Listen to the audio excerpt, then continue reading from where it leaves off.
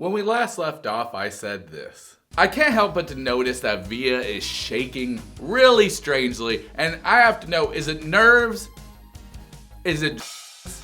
So for saying that Veah is on drugs, I deeply apologize. She's sick and she has gallstones. But I won't take back what I said about Rory being under the frame of the camera. I guarantee that he's still there, and that's why she's shaking so much.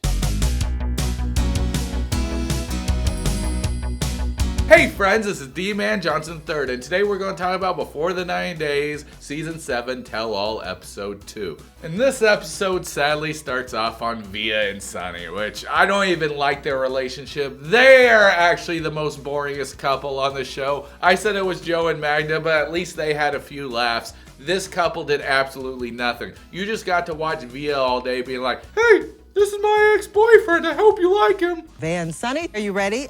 Now we get to listen to Veah talk about how they broke up. They're not broken up right now. They just broke up at a certain time. And during that time, she decided to date around. And Sunny's like, ooh, I'm so jealous. And then we find out who the guy that she's dating around is. And it's that f***ing pet setter. That goddamn pet setter. Didn't I throw him away last time? I'm almost positive I saw him roll off. You want to date that guy? I thought for sure that guy was gay. I think my gaydar's broken, guys.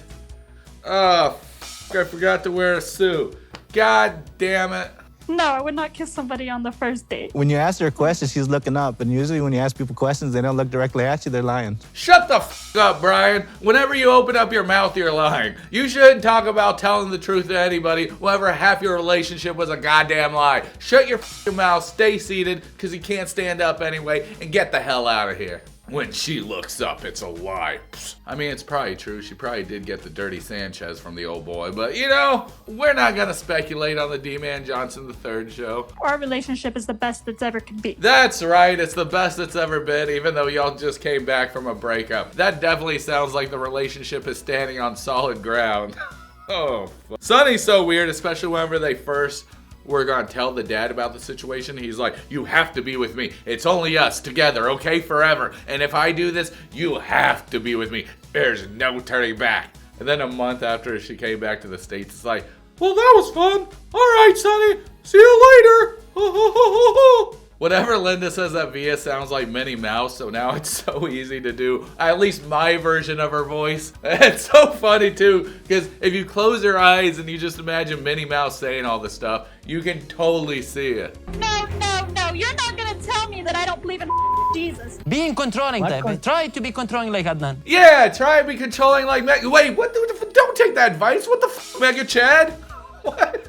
Try and be controlling like you? For what? So you can go to the bathhouse and get a few rub downs? Sunny doesn't like getting rub downs at the bathhouse. He only likes getting rub downs from people who have unibrows also. It's a code. They put their unibrows together and have unibrow sex, alright? Showing her your man. So now we start the Mega Chad show, and Mega Chad just starts talking about how you're not supposed to have sex before marriage, how this dude's an atheist, blah, blah, blah. None of the producers are stopping him, yet they stop everybody else for making a little f***ing comment, but they let Adnan go ahead and just say whatever the f*** he wants. I don't know why they're letting him just bully everybody. Oh, what is that you're saying from your mouth? Now Adnan starts yelling at Veah, because, I don't know, he just yells at women. That's his thing. It's the only way to get him off. Meanwhile, we see Camel Bully sitting off to the side supporting her husband like the fucking dumbass piece of shit bitch she is. Oh! Whoop-ah!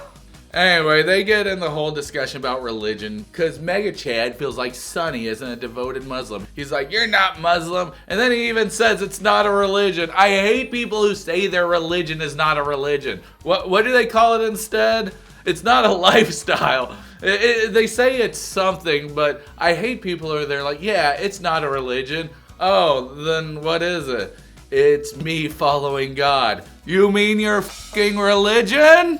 I'm not religious.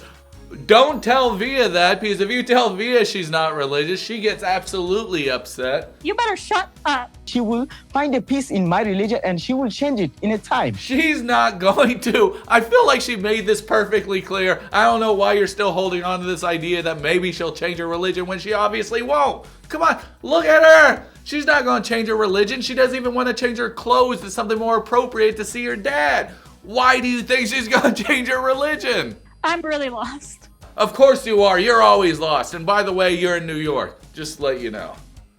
He never said that I have to convert. Bitch, he doesn't even have to ask you to convert. Look at what you're wearing. And I don't mean like, look at what you're wearing as in, well, obviously she had it coming. She was wearing that. No, you're already dressed up like a Muslim. He knows that he's gonna change you soon. I'll teach her to disturb me while I'm filming my show. Now she's looking at me in the corner with disgust like, how dare you, human. Mega Chad has nothing to worry about because I'm pretty sure once he converts the kid, you're next. I'm just saying. Now Adnan's telling Veah that she's cheating, and Camillily has to describe very slowly because she can't talk fast about how Veah did not cheat. Let's move on now to Brian and Ingrid. No! Let's not! Oh, I hate Brian. He's a piece of shit on wheels. And you know what I always say? You can't fucking flush something with wheels. It's just too goddamn big. Somebody should have flushed him when he was just a wee little turd. Instead, they let him grow up and become this humongous shit demon. And nobody's digging into Brian like they should. And that's what truly fucking pisses me off. You know what people should be saying? They should be saying, oh, Brian, why were you being a little sexual predator? Instead, they're saying, Like, why wear that? I Like, feel why like she show was him trying that? to If, make yeah, sure that's she will do it. implying She's that sure you're she gonna will do do that. bitch! I just feel she wasn't ready for it all. Let me guess, the chair. Wheelchair stuff. Oh, no fucking shit. He always blames everything on the chair, even though he was about to get his catheter fucking balls deep into some vagina. He fucked it up. He himself fucked it up. Now he's not getting any love. His penis is not getting any love, and that catheter sure as fucking getting any love. And she just wasn't used to that. Yeah, nobody is, you fucking dumbass. Nobody knows what it's like unless if they know somebody in a wheelchair, and the population isn't mostly people in wheelchairs, so not a lot of people know what it's fucking like to take care of somebody in a fucking wheelchair. And he's just like, well, you know, I've been in a wheelchair for 25 years. I didn't need that much help. Hardy fucking har. Meanwhile, the whole entire time he's fucking asking for help every fucking turn. This guy's a fucking liar, narcissist, sociopath, piece of fucking shit sexual predator. Don't quote me on that because, you know, I don't want to get sued.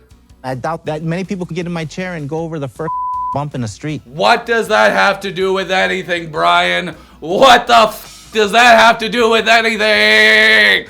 Jesus fucking Christ. No, I wouldn't want to fucking jump in your chair and go down the street. You know why? Because I can fucking walk. Look at this. I'm walking. I'm talking. Okay. Let's calm down. It's not that big of a deal.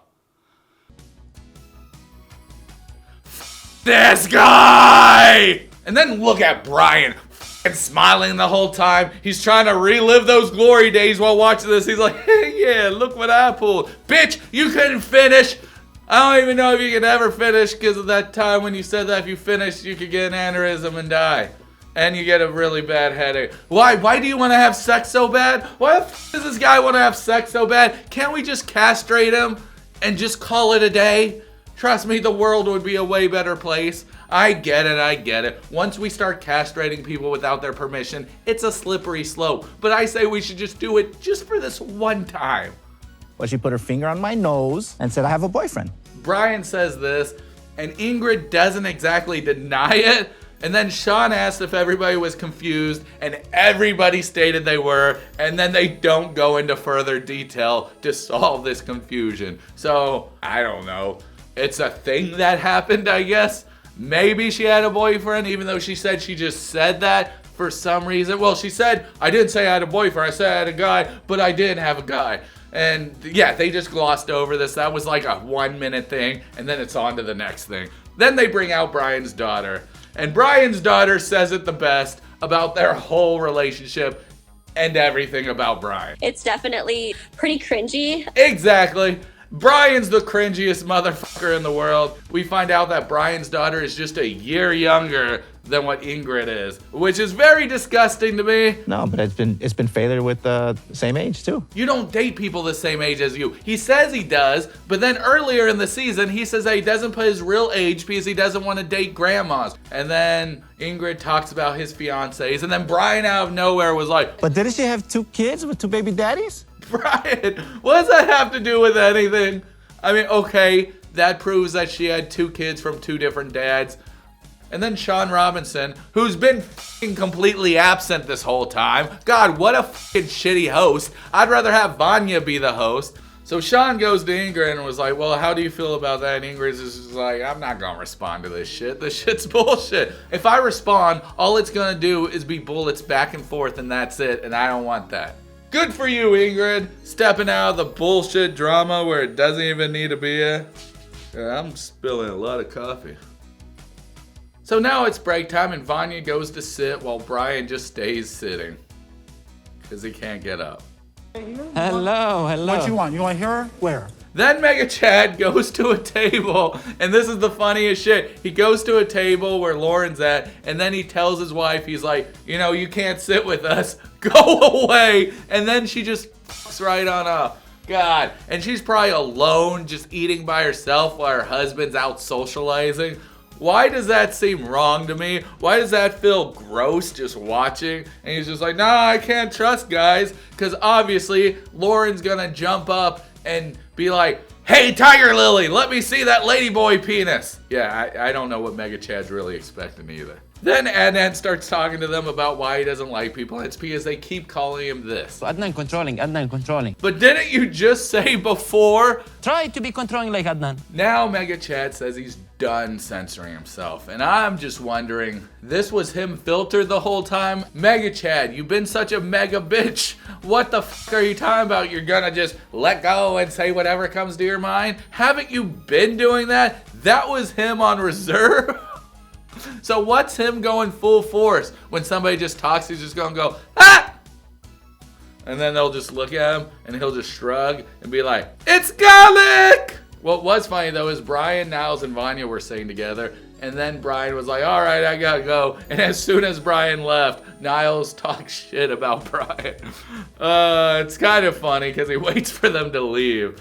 I don't know. He's just so refreshing to listen to sometimes. The new tell-all host should be Niles. He'll just look at everybody and be like, sir, what the f is wrong with you?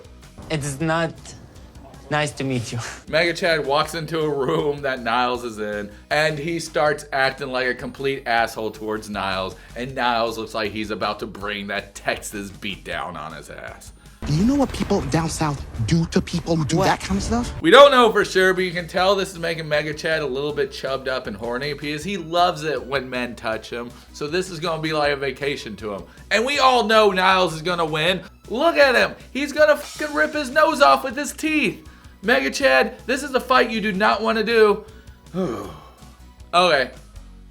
We don't get to see what happens. We just see the producers saying, oi, Niles, back up, back up, back up. Now the producers want to intervene. You're telling me you let this guy bully almost everybody on stage, but the moment it's about to become a fight, y'all want to stop it. Yeah, makes fucking perfect sense, you fucking mooks.